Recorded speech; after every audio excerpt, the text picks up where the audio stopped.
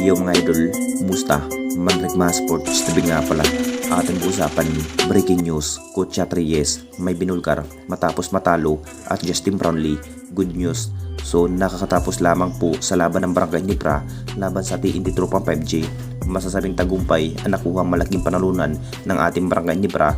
Abot kamay ang ginawang laban para lamang matalo ang malalakas na TNT Tropang 5G at nakuha muli ang panibagong kampyonato sa ating liga. Ito na nga bang hinihintay ng lahat kung gano'n na nga ba kasaya ng ating Barangay Nipra. Muli nagbabalik ang lakas para lamang makuha ang panibagong history sa PBA Commissioner Cup kahit grabing intense ang nagiging labanan sa Game 7 sa finals. Matapos ang laban, may binulgar na nga rin ang nasabing coach na si Coach Reyes mga idol. Aminadong malalakas ang Barangay Nipra kahit anong kayang gawin kay Chris Maculo mga idol, hindi pa rin papalag sa ating bis import na si Justin Brownlee.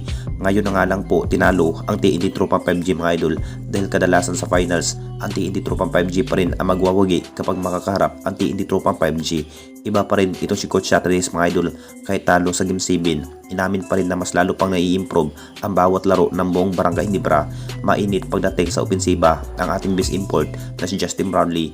Unang kwarte pa lamang po talagang umunang uminit sa defense ang TNT Tropang 5G kung bakit hindi na rin nakakaabot pa sa 100 sa score sa Game 7. Abot kamay pa rin ang malaking tagumpay dahil nagbabalik at nakuha ang kampyonato sa ating Barangay Nipra.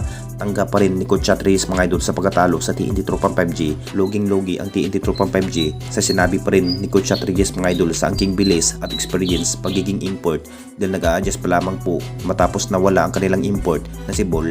Ito pa rin ang papahayag sa nasabing coach na si Coach Reyes. At dito na naman tayo sa isa pa nating balita, Justin Brownlee, good news. Alam na nating lahat mga idol, grabing malahalimaw performance ang ginawang hustle play sa ating bis import na si Justin Brownlee sa mid area.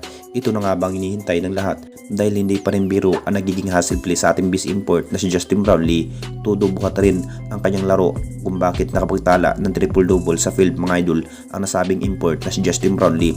Best import nga talaga kung tutuusin, natupad ang pangarap ng ating Barangay Nipra na makakabawi sa PBA Commissioner Cup kahit matinding pagsubok pa rin ang pinagdaanan ng Jing Kings ngayong PBA Commissioner Cup.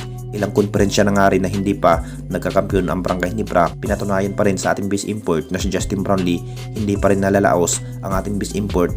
Lumalaban pa rin sa mas batang import na mabibigyan pa rin ang Barangay Nipra ng panibagong history at nakuha na nga ang kampyonato sa PBA Commissioner Cup dahil sa ating best import na si Justin Brownlee. Good news nga talaga ito si Justin Brownlee sa oponan ng Barangay Nipra. Mukhang siya pa rin ang pagiging import in the conference sa Jing Kings dahil binuhat na naman ang Barangay Nipra ngayong season. Iyak ang TNT Tropang 5G sa dulo. Anong masasabi ninyo mga idol tungkol sa ating video?